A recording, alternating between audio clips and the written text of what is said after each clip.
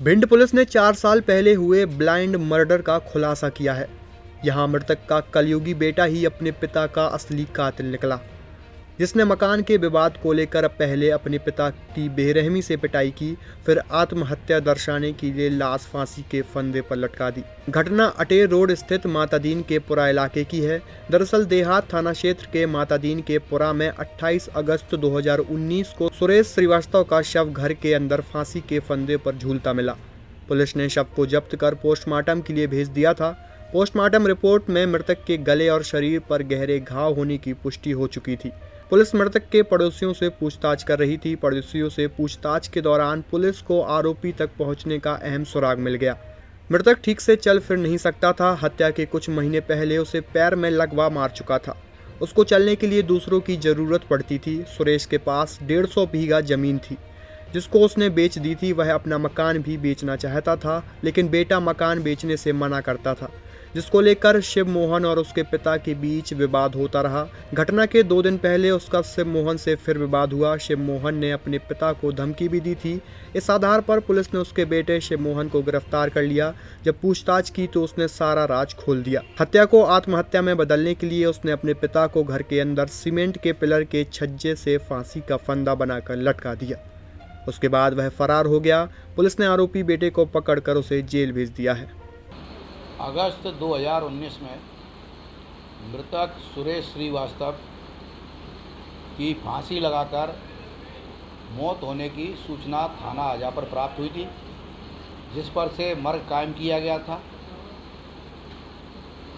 मर्ग में उसकी जो पीएम रिपोर्ट आई थी, उस पीएम रिपोर्ट में स्ट्रेंगुलेशन, गला दबा के हत्या बताई गई थी, लेकिन किन्हीं कारणों से जो है उस समय पे कोई ध्यान नहीं दे पाया।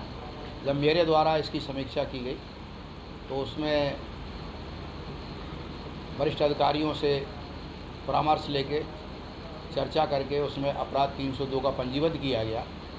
और जब विवेचना की गई तो आसपास के मोहल्ले वालों से और भी लोगों से ये बात निकल कर सामने आई कि जो मृतक था वो कुछ करता नहीं था और उसके पास में 150 बीघा ज़मीन थी। उस पूरी 150 बीघा ज़मीन को वो बेच चुका था। एक अकेला मकान उसके पास में शेष रह गया था। उसके ऊपर करीबन 7-8 लाख रुपए का कर्जा था, ऐसा वहाँ के आसपास के लोग बताते थे। वो उस मकान को भी बेचना चाहता था। जो उसका छोटा लड़का था उसके द्वारा वो मकान बेचने का विरोध कर रहा था।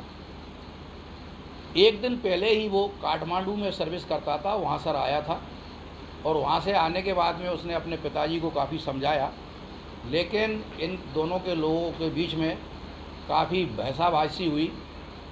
तो इनके घर में जो इनकी माताजी, भाभी और उनकी बुआ थी, उन्होंने समझाया तो मामला शांत हो गया। लेकिन अगले दिन फिर रात में इन लोगों का झगड़ा हुआ।